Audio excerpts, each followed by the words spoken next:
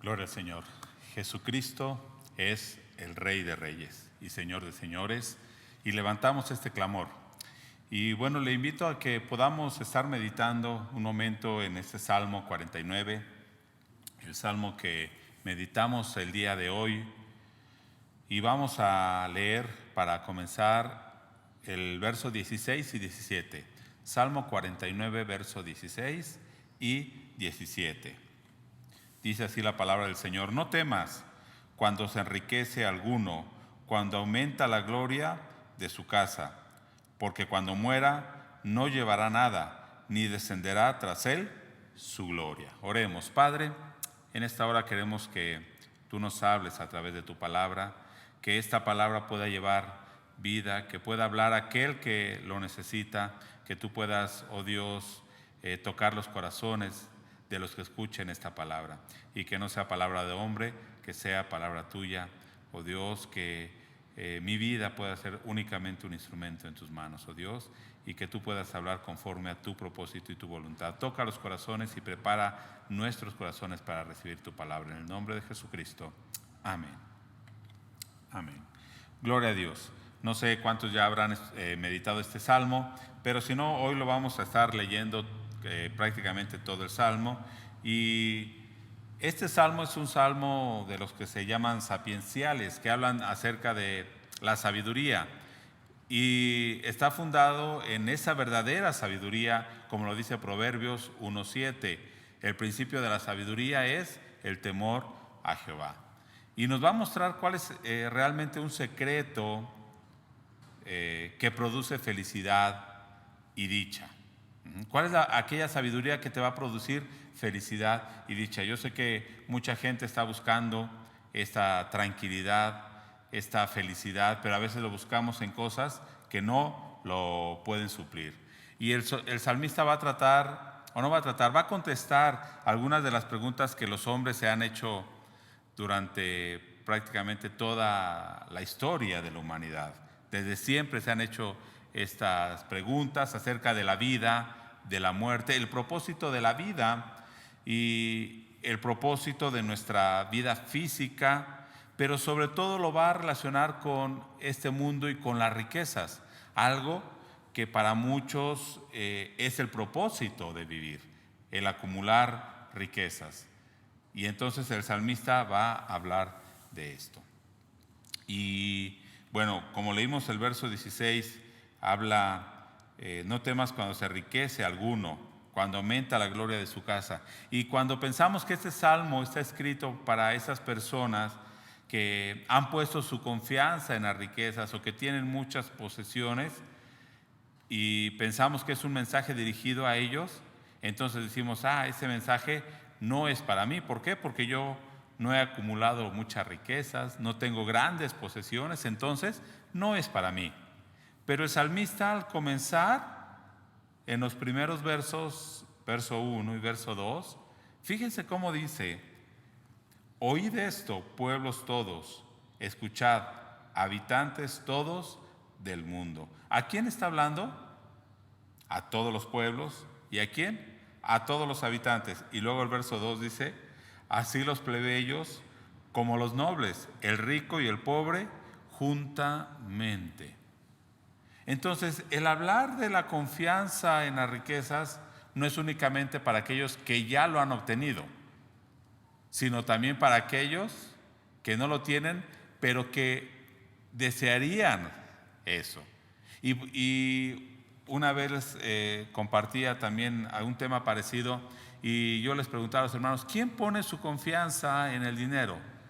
Y decían: los ricos. Y yo preguntaba: ¿y los pobres no ponen su confianza en el dinero? También. A lo mejor no tienen mucho, pero desearían tener mucho, y piensan que, o pensamos que si tuviéramos mucho dinero, entonces se acabarían nuestros problemas. Pero no es así. Entonces, este mensaje deben escuchar todos. Y está el salmista, imagínense al salmista, y más adelante va a decir que está tocando su arpa y hace un llamado a todos: vengan todos y escuchen este mensaje. Ricos, pobres, nobles, plebeyos. Escuchen este mensaje.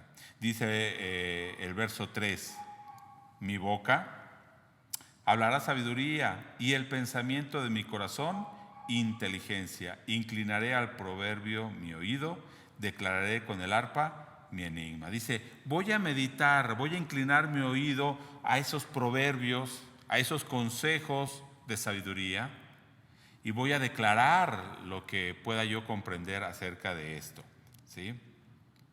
Ahora, algo que me llamó la atención es esto.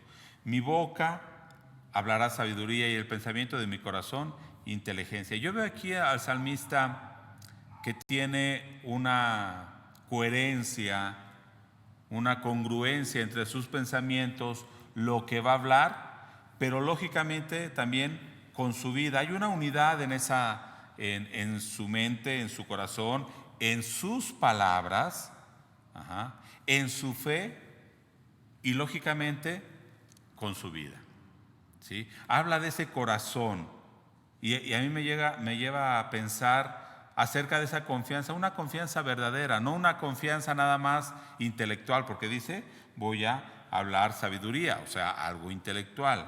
Pero también dice, voy a hablar una sabiduría, pero de corazón, o sea, una sabiduría que realmente la creía y la había atesorado. Era algo que no nada más había entendido o estudiado, sino que realmente era algo que estaba viviendo y gobernando su vida en su corazón. Y eso es lo que va a hablar. Creo que como cristianos debemos tener este pensamiento, hermanos. Debemos ser, debe haber una congruencia entre nuestra fe, nuestras palabras, porque podemos declararlo también, pero también con nuestra vida. Y este salmista habla de esta manera, ¿sí? Y dice, voy a hablar, o sea, no me voy a quedar callado. Si él sabía que eso era una verdadera sabiduría y sabía que tanto pobres como ricos, todo el pueblo, todas las naciones necesitaban esta palabra, entonces él que hace, voy a declararlo, dice en el verso 4, no me voy a quedar callado. Y en ocasiones vemos al mundo cómo habla, a veces cosas sin sentido, sin fundamento, pero hablan sin temor y lo dicen abiertamente. Y a veces nosotros como cristianos decimos, pues están equivocados, a veces no saben, no han entendido, tienen cegado los ojos, pero nosotros no proclamamos la verdad del Evangelio. No proclamamos y no defendemos lo que pensamos y lo que creemos. A veces decimos, deja al necio en su necedad. Pero si tú no les hablas la verdad, ¿cómo van a escuchar esa verdad? Este salmista dice, no me voy a quedar callado, yo voy a declarar, aunque me tilden de loco, aunque me señalen, yo voy a declarar la verdad. Y ahora sí vamos a ver qué es lo que declara, ¿sí? En el verso 5. Y es en lo que está basado este tema del día de hoy, ¿sí? ¿Las riquezas podrán salvar, hermano? No. ¿El dinero podrá salvarle? No. Dice el verso 5, ¿por qué he de temer en los días de adversidad cuando la iniquidad de mis opresores me rodeare? Los que confían en sus bienes y de la muchedumbre de sus riquezas se jactan. Dice, no debo tener temor. Y esta palabra de temor también se puede traducir como no debo hacer reverencia o doblegarme o amedrentarme ante aquellos que tienen muchas posesiones, ¿sí? Dice, no debo tener temor en ese día malo, en esa adversidad, en ese quebrantamiento. O sea, no me voy a doblegar, no voy a decir, híjoles, está muy difícil la prueba, mejor no hablo, mejor no declaro lo que yo creo. Pero hay algo interesante, dice, en la adversidad, cuando la iniquidad de mis opresores me rodea. Y también aquí me llamó mucho la atención, hermano, porque la iniquidad habla de perversidad, de maldad, de pecado. Y cuando habla de mis opresores, no está hablando físicamente de las personas, aunque posiblemente sí haya personas que te pueden estar oprimiendo, pero no necesariamente. Otra forma de traducir este verso sería también cuando el pecado está al acecho o me rodea, o está dando vueltas alrededor de mí. Cuando la maldad, la iniquidad está alrededor de mí, está acechando. Recordemos que cómo está el diablo, como león rugiente buscando a quien devorar, y está rodeando, viendo en qué momento puede atacar. Y dice, no voy a temer en esa adversidad, en ese día malo, o cuando a veces estoy pasando pruebas, o cuando la iniquidad o el pecado me está rodeando. Antes debo reflexionar en esto. Cuando a veces el mundo me está llamando a que yo vaya y entre en ese pensamiento del mundo. Sí, en el verso 6 dice, los que confían en sus bienes y de muchedumbre de sus riquezas se jactan. Estos ricos que aquí primeramente está hablando de este salmista, que a lo mejor hay ricos que están oprimiendo a los pobres y que estos ricos se jactan de esa riqueza, o sea, presumen esa riqueza. Presumen las cosas que tienen. Quieren que todos vean sus posesiones. Y de alguna manera, usted piénselo, ¿de qué le serviría a una persona poder comprarse muchas casas si no se las compra? ¿De qué le serviría a alguien poder comprar un auto muy lujoso si no lo compra? O un diamante si no lo compra y lo tiene. Entonces, ¿qué es lo que buscan estas personas? Demostrar y exhibir lo que ellos pueden tener. Y por eso los ricos, y usted lo ha visto, tratan de demostrar, tratan de comprar, tratan de que vean todos lo que ellos poseen. ¿Sí? Y ponen, lo peor de todo, no nada más es este orgullo, sino ponen su confianza en eso material. Pero lo material no les garantiza la vida. Ahorita han muerto muchas personas por el COVID, pobres y ricos. El dinero no les va a garantizar la vida ni la salud, menos la felicidad o la paz. ¿Sí? Estas posesiones que tienen no les garantizan nada de eso. ¿Sí? Pero algo bien importante en el verso 7, fíjese, lo más importante que no les garantiza esas posesiones. Ninguno de ellos podrá en manera alguna redimir al hermano, ni dar a Dios su rescate. Ninguna de esas posesiones que tiene va a poder garantizarle la vida. Dice en Nueva Traducción Viviente, sin embargo, no pueden redimirse de la muerte pagándole un rescate a Dios. Podremos hacer negocio con Dios y decir, mira, yo tengo 100 millones de pesos, te los doy, Dios, pero para que yo no muera. No se puede, en ninguna manera podrá asegurar que la persona no muera. O que no se muera mi hijo, que no se muera mi esposa. Yo te doy todo el dinero. ¿Podrá alguien pagarle a Dios para rescatar la vida de esa persona? Y estoy hablando primero de una vida física, pero también una vida espiritual. ¿Podremos nosotros comprar esa vida espiritual? No, dice en el verso 8, porque la redención de su vida es de gran precio y no se logrará jamás. No se consigue fácilmente. Nadie puede pagar lo suficiente para comprar esa redención. ¿Qué posees? ¿Qué es lo más precioso para ti? ¿Eso te bastará? Y aquí dice no se consigue fácilmente, ¿no? Y no se logrará jamás. O sea, aunque toda tu vida trates de acumular dinero para comprar tu redención, no alcanzará. No alcanzará. A muchas personas ahora, espero que no se molesten, y si se molestan, pues ni modos, ¿no? Pero muchas personas, muchos pastores, muchos que se llaman apóstoles o profetas, ¿sí? Te dicen que si tú das dinero, vas a hacer tu mansión en el cielo más grande, con más lujos. Y si no, vas a tener una chocita. ¿Podrás comprar una mansión más grande con tu dinero? ¿Podrás comprar eso? Nosotros ofrendamos y diezmamos, pero no por ganarnos algo, es de agradecimiento, reconociendo que lo que soy y que lo que tengo es de Dios. Pero jamás con eso voy a poder comprar el cielo, o una mejor casa en el cielo, o mi salvación. De ninguna manera. Es más, habrá muchas personas que dejan mucho dinero que acumularon durante toda su vida y dicen, cuando yo me muera hagan 1000 misas y 20,000 rezos. ¿Podrá eso salvarle? ¿Podrá eso sacarlo del purgatorio que ni existe? No. Aunque hagan 1000 misas, 1000 rezos, no. La decisión que tomemos en vida es lo que va a contar delante de Dios. La fe que tengamos en vida es lo que va a contar delante de Dios. Dice el verso 10 en adelante, verso 10 al 12. Pues verás que aún los sabios mueren, que perecen del mismo modo que el insensato y el necio, y dejan a otros sus riquezas. Esto también Salomón lo dice, ¿no? En Eclesiastés. Los sabios mueren igual que el necio.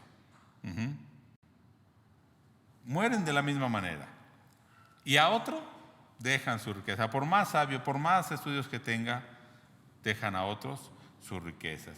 Su íntimo pensamiento, o sea, lo que ellos creen dentro de ellos es que sus casas, sus posesiones serán eternas y sus habitaciones para generación y generación. Dan su nombre a sus tierras.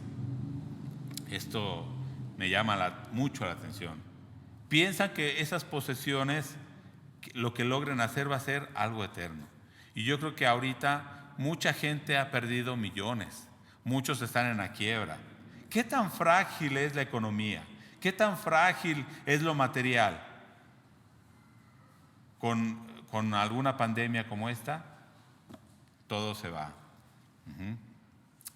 Compran casas, terrenos a su nombre y ponemos nuestro nombre.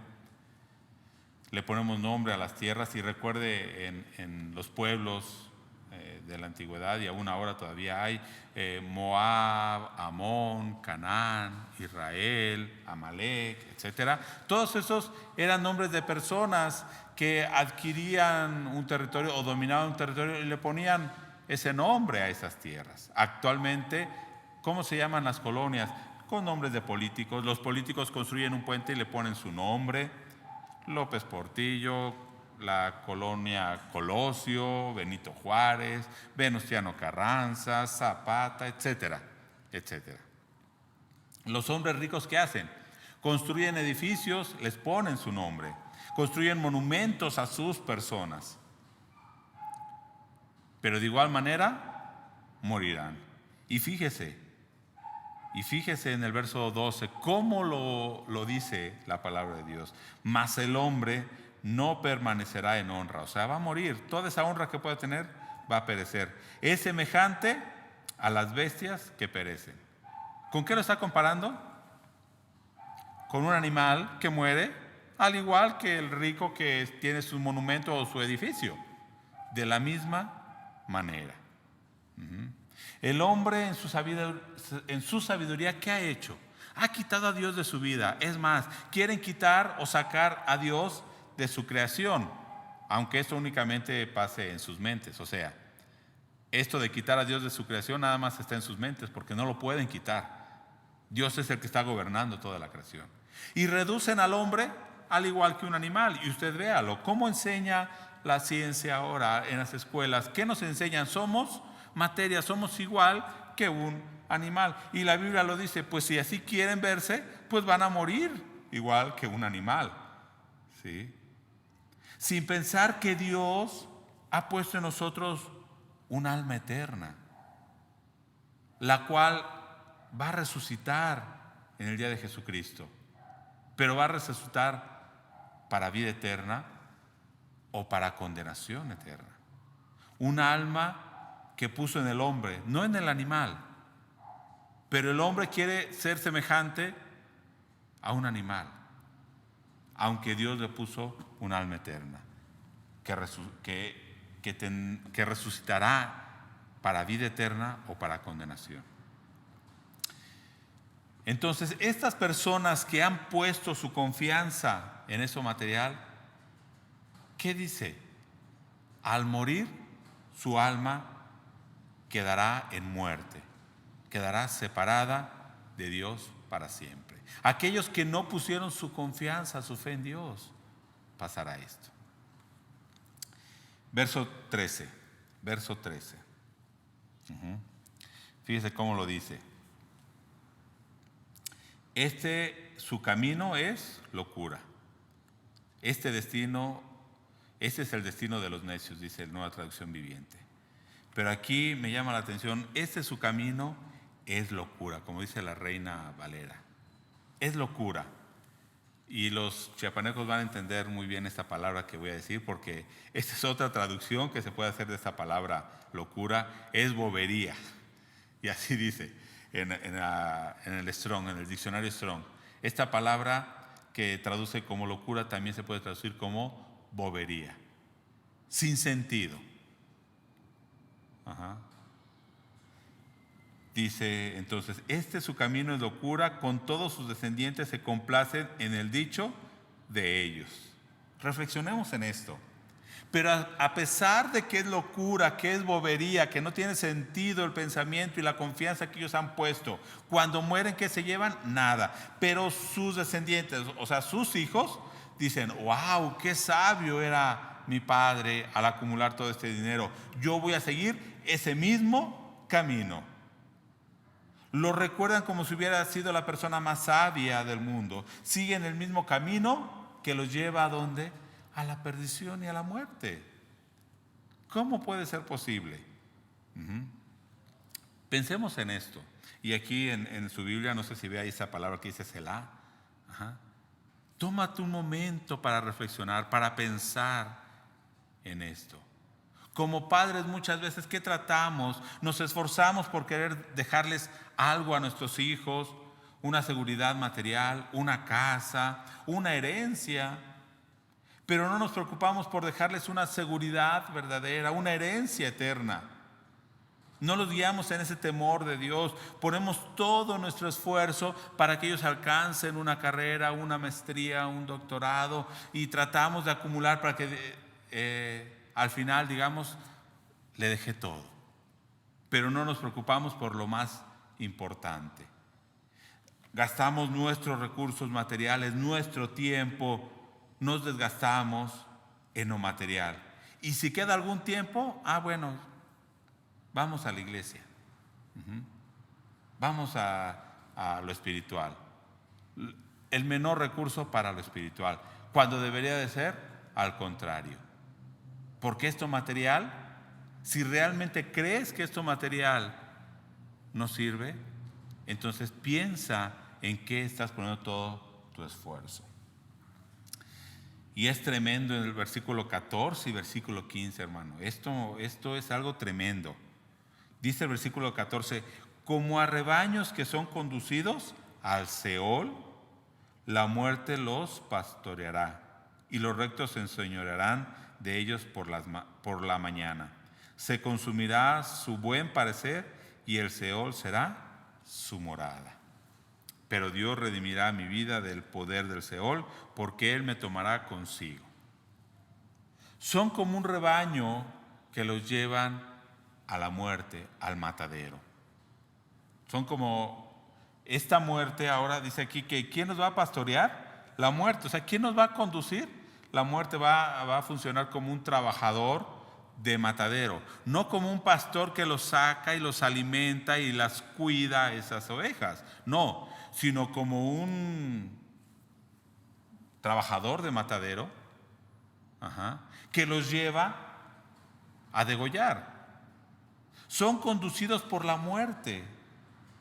Se acabará todo lo bueno que pudieron haber sido. Ahí abajo dice, ¿no? Al final del verso 14, se consumirá todo el buen parecer, o sea, toda la hermosura que hayan podido tener, se consumirá. Y usted véalo. ¿Recuerda a un famoso artista de Estados Unidos cómo terminó? Uno que ya falleció. No digo su nombre, pero es muy famoso. Y usted recordará que al principio era no muy agraciado, un color de piel, y él trataba de hacerse con operaciones, cambiar esa apariencia, según él, para tener mejor apariencia. Pero, ¿lo logró? No. ¿Y eso era belleza? No. ¿Cómo termina su vida al final de esto? Son conducidos, son pastoreados por la muerte. Sin embargo, como dice el verso 15, pero Dios redimirá mi vida del poder del Seol. ¿De qué manera entonces dirige a la muerte a esas personas? ¿De qué manera?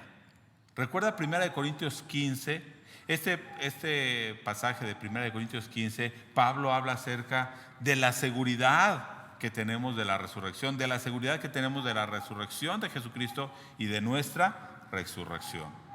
Y nos habla también cómo Satanás trata o quiere seguir atándonos a la muerte. Y dice el verso 56 de 1 Corintios 15, ya que el aguijón de la muerte es el pecado y el poder del pecado, la ley. ¿Cómo es que la muerte tiene atada a las personas a esa condenación de muerte?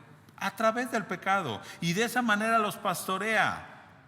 Piensan ellos que les están dando algo que les satisface, pero los está llevando ¿hacia dónde? Hacia la muerte y hacia la perdición. Sin embargo, en el verso 15 dice, pero a mí, dice el salmista, Dios me va a redimir de ese poder del pecado. Me tomará consigo. Dios redimirá del poder. O sea, me arrebatará de la mano, de la dirección de la muerte que me tenía en pecado, y me va a sacar de ese poder, de esa autoridad de la muerte, y me va a conducir con él. Y no sé si usted le recuerda algún otro salmo, el Salmo 23, porque en el verso 14 está hablando de la muerte que va a pastorear a estas personas, pero en el Salmo 23 está hablando, Jehová es mi pastor, nada me faltará. Él me llevará a descansar por esos pastos delicados, junto a aguas de reposo. Nos hará reposar en esa salvación, junto a esas fuentes de agua. Nos hará entrar en su reposo y nos guiará por esas sendas de justicia, por amor de su nombre. Y aunque pasemos por valle de sombra de muerte, no temeremos, porque dice, tú estarás conmigo. Lo que dice aquí el verso 15, porque Él me tomará consigo, me llevará y me conducirá por ese camino. Qué hermoso es esto. No temas entonces lo que leímos al principio. No temas cuando se enriquecen algunos, cuando aumenta la gloria de sus casas, porque cuando mueran, ¿qué se van a poder llevar, hermano? Nada. Nada. ¿Cómo venimos al mundo? Sin nada, desnudos, y así regresaremos. No temas cuando prosperan, no se podrán llevar nada. Pablo también en 1 de Timoteo lo dice en el capítulo 6, verso 7, porque nada hemos traído a este mundo y sin duda nada podremos sacar. Hermano, cuando dice nada, es nada, nada. Cualquier cosa que tú digas, esto me lo voy a llevar, hermano, cuando mueras, nada te podrás llevar. Aunque mientras viva, llamen dichosa su alma y sea loado cuando prospere. Entrará en la generación de sus padres y nunca más verá la luz. Hermano, quiero que reflexione otra vez. Estamos hablando de las personas que no han puesto su confianza en Dios y que han puesto su confianza en otra cosa, en lo material, en el dinero. Dice, no importa cuán famosos o ricos puedan llegar a ser, aunque los llamen ahorita dichosos, o aunque se arrodillen, esta palabra de dichosos también es, aunque se arrodillen delante de Él, o lo llamen bienaventurado, o aunque los demás los alaben y les aplaudan, de nada les servirá. Morirán igual que sus padres y nunca verán luz. Esto me llamó la atención. Si usted estuvo en el seminario el sábado que hablamos de la luz al mundo. ¿Cómo están cegados si no les va a resplandecer esa luz del Evangelio, ni llegarán a esa salvación? Está hablando de qué? De una muerte física y de una muerte eterna. Y lo más tremendo, el verso 20, el hombre que está en honra y no entiende, semejantes a las bestias que perecen. O sea, el hombre que ha adquirido esto, ¿es pecado que hayan adquirido dinero? Sí, bueno, si fue mal habido, sí es pecado. Pero si tiene negocios y adquirió dinero, no es pecado. Pero lo lamentable sería que estando en honra y viendo lo que Dios les ha dado, no puedan entender que eso que tienen no les va a ayudar de nada para ser salvos. El hombre que ahora tiene riqueza y piensa que no necesita a Dios, que no puede entender que su dinero no lo puede salvar, va a morir igualmente, pero dice aquí, es semejante a las bestias que perecen, es semejante a un animal sin razonamiento, porque no puede entender por más estudios o por más dinero que tenga. Es lamentable esto. Ahora, entonces, voy a ver el último punto. ¿Qué es lo que nos puede redimir entonces si no es el dinero? Aquí habla el salmista, pongamos nuestra confianza en Dios, pero toda la gente dice, yo pongo mi confianza en Dios. Voy a leer unos versículos rápidamente, son versículos conocidos. 1 Corintios 15, 54 dice, y cuando esto corruptible se haya vestido de incorrupción y esto mortal se haya vestido de inmortalidad, entonces se cumplirá la palabra que está escrita, sorbida es la muerte en victoria. Lo que decía aquí en el verso 15, pero redimirá mi vida del poder del Seol. ¿Quién venció a esa muerte? Y nos venía hablando 1 Corintios 15, Jesucristo. 1 de Pedro 1, 18 dice, sabiendo que fuiste rescatado de vuestra vana manera de vivir, la cual recibiste de vuestros padres. O sea, es lo que nos enseñaron los padres. No con cosa corruptible como oro o plata. O sea, fuimos rescatados no con oro y plata, sino con la sangre preciosa de Cristo. Cuando aquí dice, Dios me va a redimir, el salmista no sé si sabía exactamente, pero en realidad lo que Dios le estaba revelando es que mandaría un Mesías que lo redimiría con su preciosa sangre como de un cordero sin mancha y sin contaminación. Y Efesios 1:7 también nos los afirma, en quien tenemos redención por su sangre. O sea, ¿cómo podemos ser redimidos? Por la sangre de Cristo. Y Hebreos 9. Y no por sangre de machos cabríos, 9:12. Y no por sangre de machos cabríos ni de becerros, sino por su preciosa sangre. Entró una vez para siempre en el lugar santísimo, habiendo obtenido eterna redención. La Biblia es clara entonces en este punto. Lo único que nos puede librar de la muerte eterna es el sacrificio y la sangre de Cristo. Que creamos en Él. ¿Y qué es creer en Él? Que entreguemos nuestra vida a Él y que Él reine en nuestras vidas. No nada más es creer y decir yo creo en Jesús, todo mundo cree en Jesús, pero si no entregas tu vida y dejas que Él reine en ti, realmente no has creído. Que seamos nosotros verdaderamente sus siervos. Nuestras buenas obras, nuestras muchas posesiones, no pueden comprarnos la salvación. Por más buenas obras que hagas, no te pueden comprar la salvación. Únicamente la fe verdadera en Jesucristo. No pongamos nuestra confianza entonces, hermano o amigo que estás escuchando, no pongas tu confianza en las cosas materiales. Al final, ¿qué te vas a llevar? Nada. Pon tu confianza en Jesucristo, acepta ese sacrificio que hizo y vive conforme sus mandamientos. Permite que Él reine en ti.